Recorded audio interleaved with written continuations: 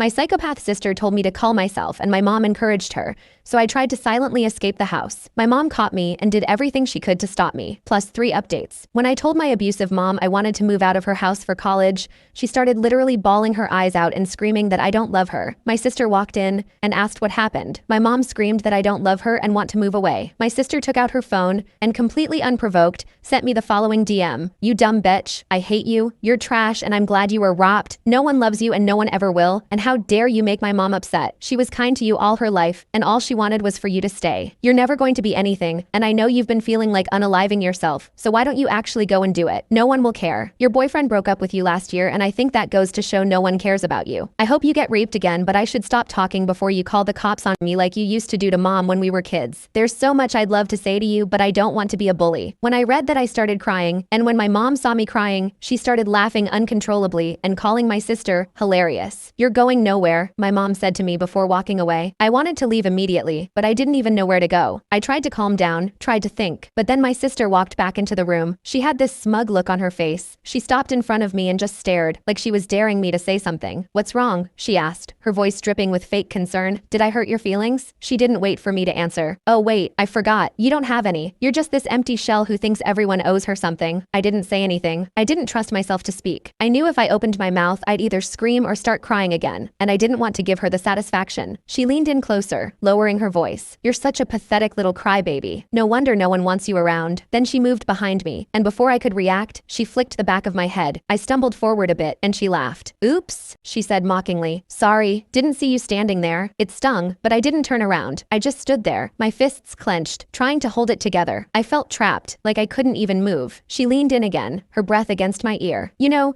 you really should do everyone a favor and just disappear. You'd be doing us all a huge favor. I closed my eyes, wishing I could just disappear into the floor, wishing I was anywhere but here. She pulled back and laughed again, a harsh, mean sound. Yeah, that's what I thought. Go ahead. Keep pretending you're all brave and tough, but we all know you're just a coward. She turned and walked away, leaving me standing there, still shaking. My head was throbbing where she'd flicked it, but it was nothing compared to the heaviness in my chest. I took a deep breath, trying to steady myself. I knew I had to get out of here, but I didn't know how. My mom was right. I was going nowhere. That night, I went back to my room and locked the door. I knew I had to get out of there. I couldn't stay in this house anymore. It was like being trapped in a nightmare I couldn't wake up from. I sat on the edge of my bed, staring at the blank wall in front of me, trying to figure out what to do next. I knew I couldn't just walk out the front door. My mom and sister would stop me. I needed a plan, something solid. First, I grabbed my phone and opened the messages from my sister. I took screenshots of everything. I didn't know if I'd need them, but I wanted proof, just in case. It felt weird, like I was building a case against my own family, but they'd left me no choice. I saved the screenshots in a hidden folder, then backed them up to my email. After that, I started going through the other messages. My sister had sent me a lot of awful stuff over the years, and I saved those too. Every insult, every threat. It was a lot. I tried not to read them too closely because I knew it would just make me cry again, and I needed to stay focused. Next, I made a list of things I needed to take with me. Clothes, my laptop, a few books, some cash I'd been saving up from my part-time job. I had about $300 stashed away. Not much, but hopefully enough to get me started somewhere else. I started packing a small bag, keeping it quiet so no one would hear. I rolled up some clothes and stuffed them in,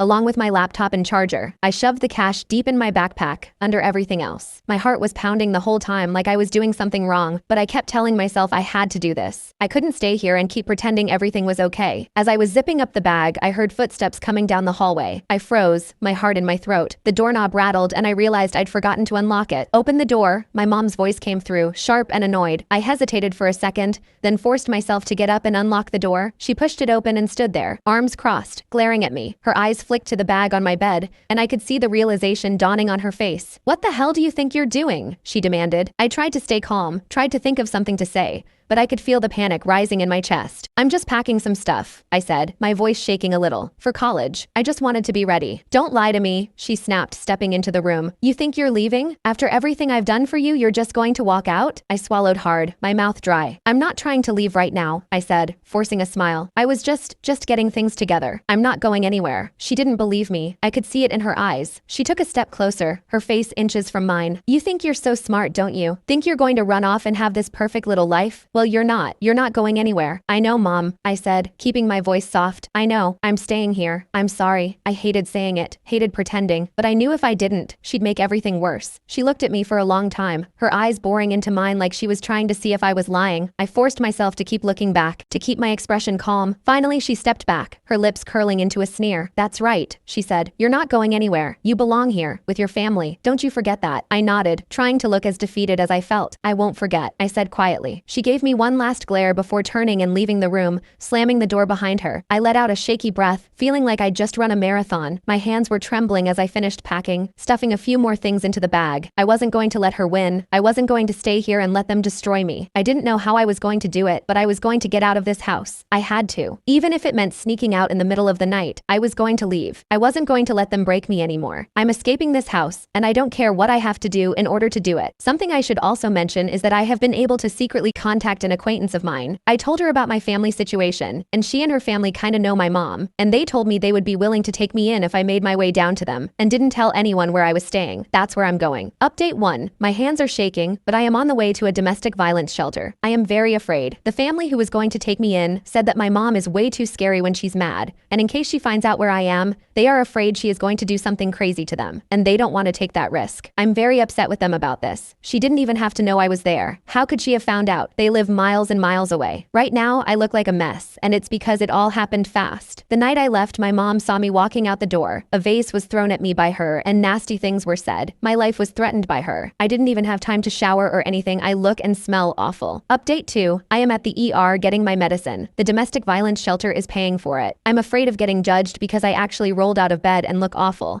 But I had to escape. The shelter itself is pretty nice. It's so nice not being yelled at or literally fearing for your life when you go to sleep. The only downside of it is that it gives me 30 days before I have to leave it. Luckily, I have a job interview lined up. I don't know the best way to go about it, but I think I'll be honest and tell them I really need the job because I'm in a shelter. It's at a cinema, so that would be so nice. My friend and her parents changed their mind too and said I could stay there if I don't have anywhere else to go after the 30 days. I just have to buy my ticket. Update 3. Wow. So it's been nearly 3 years since I posted. Desperate for help. For some reason, these posts just popped into my head after all this time, and rereading them, I just want to hug my former self because I had forgotten how bad things were. I also want to hug all of you for helping me. I wrote down the advice you gave me, and I used it. I really did. So here goes the last update to this saga, and it's a happy one. The shelter that I stayed in was very nice and brand new. The staff told me how cramped the other one was, so I'm very lucky that I arrived when I did. After the first day, my nerves relaxed, and I could just breathe. There were about 7 other women there, and we each had our room with a nice bathroom. I was the youngest there, and the other women gave me advice about life, and they even did my makeup for interviews. We each took turns cooking, per the rules, and we developed a nice rapport. The staff was so amazing, and they also talked to me about life. I felt so safe at this place because of the security. Oh, I almost forgot. A church group came to give quilts they had made for us, and I still have mine. Sometimes I snuggle with it and think of how far I've come. I love that quilt, and I wash it very carefully.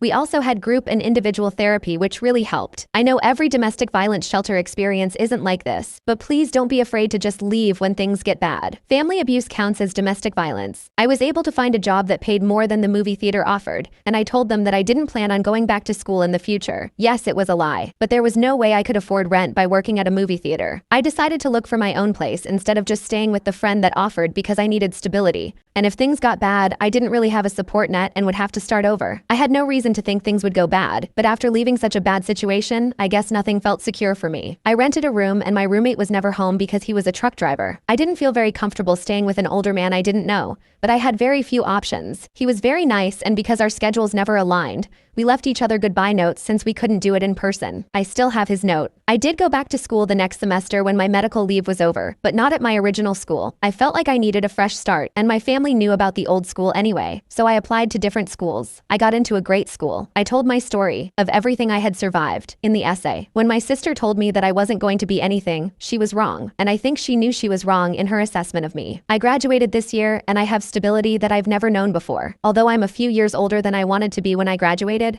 I realized that sort of thing doesn't even matter, and the medical leave was beneficial. I just got engaged to a lovely man with a lovely family. They always tell me they're my family, and I'm so close with my future mother-in-law. I had food poisoning for the first time a few days ago, and my fiancé left the house at 2 a.m. to get Pedialyte just to make sure I was hydrated, and when I felt like I was never leaving the bathroom, he told me he was going to make lentil soup for me. I didn't have to ask or even say anything. When I was kid and vomiting, my mom told me to go back to sleep. It feels nice to be treated this way, and sometimes I catch myself saying, "You don't have to," when he tries to do something nice to me. Anyway, he has 6 siblings, and they're like the siblings I never had. I learned to value myself and put myself first. I wasn't loved, and so I do things for myself that I didn't get. No one made me feel special, so I do it myself. I make it a point to buy flowers for myself weekly. A therapist recommended this to me, and it makes a difference. No one cared that I was sick, so I make sure that I rest and relax without disruptions when I'm sick. No one valued my personal time or space, so I have days where I don't even answer my phone and just spend time with myself. Things like that. When I made that last update, I was crying, and I really didn't think I was going to be okay. I was at a shelter with a 30-day stay, and I thought there was no way anything beneficial could happen in 30 days. I was very depressed and hopeless, and I had no idea things would have gone in such a positive direction.